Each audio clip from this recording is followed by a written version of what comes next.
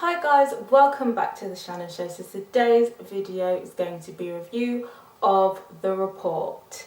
For those of you who haven't subscribed yet, please subscribe to my channel. I'm still on the road to 1,000 subscribers and I'm edging closer every day, and I'm now less than 200 away. It will really help support my channel, and thank you to everyone who has so far. So without further ado, let's get into the review. So The Report, for those of you who haven't watched The Report or haven't read the premise, it's basically based on Daniel Jones, who worked with intelligence within the government and basically exposed corruption within the CIA and their torture tactics in anti-terrorism, the torture that was happening in the kind of US military Iraq bases. And this is kind of centered around a topic that has been the center of many documentaries, and you probably have heard about it, but it focuses more on the political side. I studied A-level sociology and psychology, so within that we touched on Abu Ghraib and torture, but we kind of focused more on the kind of the psyche and authority figures and why people agree to commit such heinous atrocities against other human beings. It was kind of that angle we were kind of focusing on. So I already kind of knew so I kind of had an idea of what it was about, but I didn't really have as much knowledge on kind of political side. For those of you who don't know anything about it, I'd really recommend watching some documentaries. There's loads of documentaries out there on Abu Ghraib, Guantanamo Bay, and yeah, it's just, honestly, it's a mess. I don't know, if you like kind of investigative stuff, like stuff about government corruption, I'd recommend watching a few documentaries on kind of the Abu Ghraib, Guantanamo Bay, that kind of thing. There's those documentaries on it, so I'd recommend watching it. It's really eye-opening. Most of them kind of center around the victims who were tortured and the soldiers who were doing it. If you enjoy this film, I'd recommend watching some documentaries around the subject as well. So that's what it's about. Obviously Adam Driver plays Daniel. He's one of the good guys. He wants to kind of expose the US government and the corruption and their complacency and their complicity within the kind of torture, and it kind of touches on different themes. Overall, I felt like it was a really strong, engaging and entertaining film overall. I think it's interesting how they touched on a few bits, but I feel like some bits they could have touched on more. Like I said, it kind of focuses more on the political parts.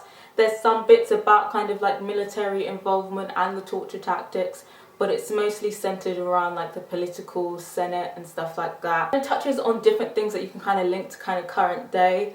I like a little bit of a debate on my channel. So yeah, it's kind of touched on like the government and the public perception of the torture tactics and how initially it wasn't really seen as something bad. It was kind of a thing, well, nothing like 9/11 can happen to us again. Like not only was it a tragedy, but it was an embarrassment, because we're supposed to be the most powerful nation. We're meant to be this most powerful nation, and look what they have done to us. So there was a kind of almost consensus at the kind of beginning that, well, we'll do whatever it takes, and you know, who cares if we're torturing these people? Yeah, they could be innocent, but what if they're not? We must do everything we can in the name of anti-terrorism. And I feel like even now some people kind of sweep it under the rug. Some people kind of feel like this was a necessary evil. But what do you think? Do you feel like the US government took it too far, or that they had the right idea but they didn't execute it well? Or do you feel like the US government was entirely entitled to use torture tactics in their anti-terrorism efforts? Let me know what you think. So yeah, they kind of touched on that, but they didn't really delve deep in the story like they did on the political side of things. So I would have liked perhaps maybe to see more of that in that, but I feel like in a 2-hour film, you know, you've got to kind of narrow in something, so maybe that's why they didn't do that.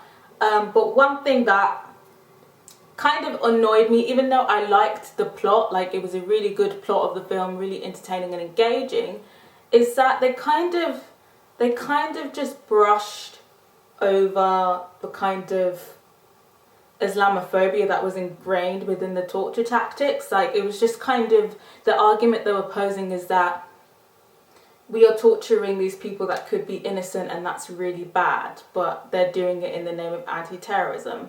And I feel like they kind of didn't really delve into Islamophobia, because I personally feel like that was a big part of the kind of dehumanization, that they were kind of seen as other, and, you know, Islam and terrorism, they kind of just bunched it together. Yeah, I just feel like they kind of swept that under the rug, what you call it. And I feel like that kind of happens a lot with kind of Hollywood, which is predominantly kind of white production houses. They kind of don't want to talk about racism. They kind of just want to sweep it under the rug. It's kind of like an elephant in the room that they know is there, but don't really want to acknowledge it because it's uncomfortable for them for whatever reason.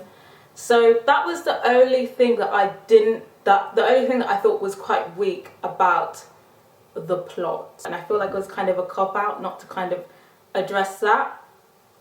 But yeah, they just kind of focused it more on a human element rather than race and, you know, Islamophobia, which was clearly an element within the kind of torture, the kind of justification of torture, and how easy it was for them to kind of dehumanize them.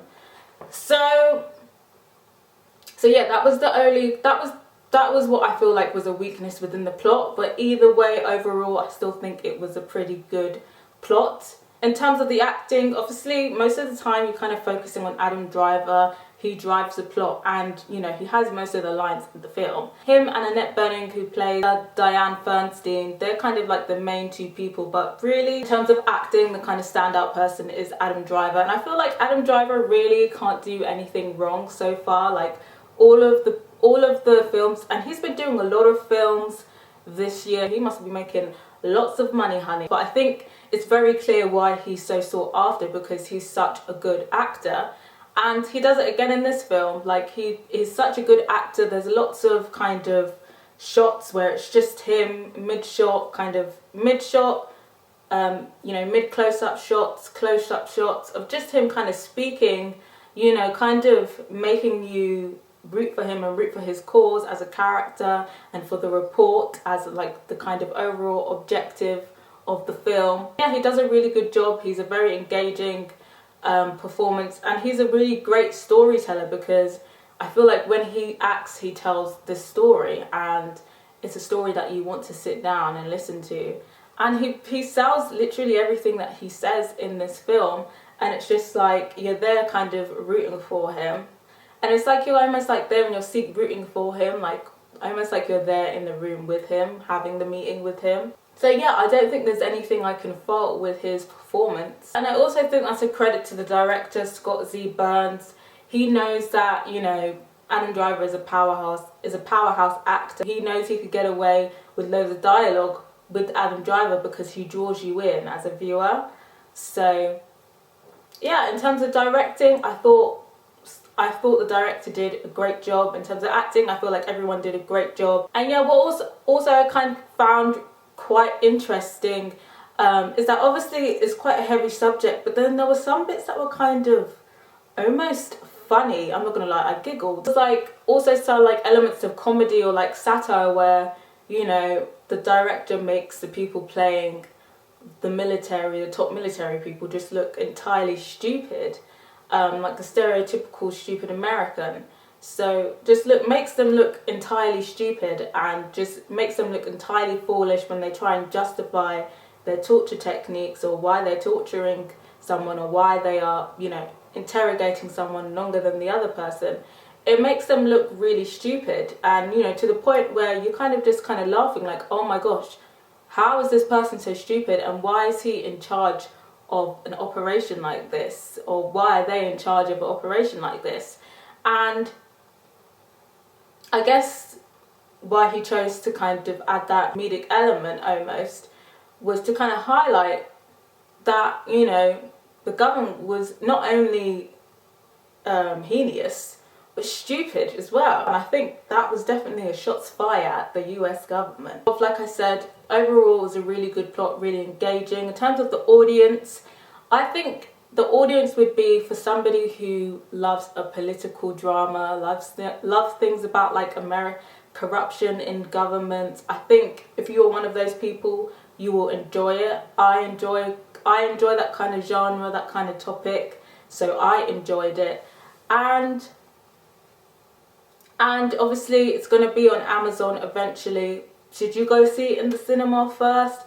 I'd say yes. I'd recommend going seeing it in the cinema. I'd recommend seeing it in the cinema. I think it would be like a good watch. Like I said, it's a serious topic, but in terms of heaviness, it is a little bit heavy. Like sometimes, like it is a little bit heavy. Like there's some times where I kind of like, where it was kind of like not difficult to watch, but you didn't really want to watch it. Like some of the torture scenes were quite graphic. Really like graphic torturing and graphic depictions of violence. It might not be for you, but if you like a political kind of drama about like corruption and stuff like that, I'd recommend it for you. In terms of what I thought of the film overall, in terms of rating wise, I would give it a strong 3.5 out of 5. Almost a 4, but not quite. Another 3.5 today. Yeah, it was good, but it didn't blow my mind. There were some elements missing from it. But yeah, if you've watched the film, let me know what you thought. If you haven't watched the film, are you gonna go watch it? Does it sound like your type of film? If you have any thoughts on my review, also let me know as well down below. Also, if you have any kind of documentary recommendations in regards to the CIA torture program, Guantanamo Bay or Abu Ghraib, feel free to share them in the comments down below. And subscribe if you haven't yet. Until next time guys, bye!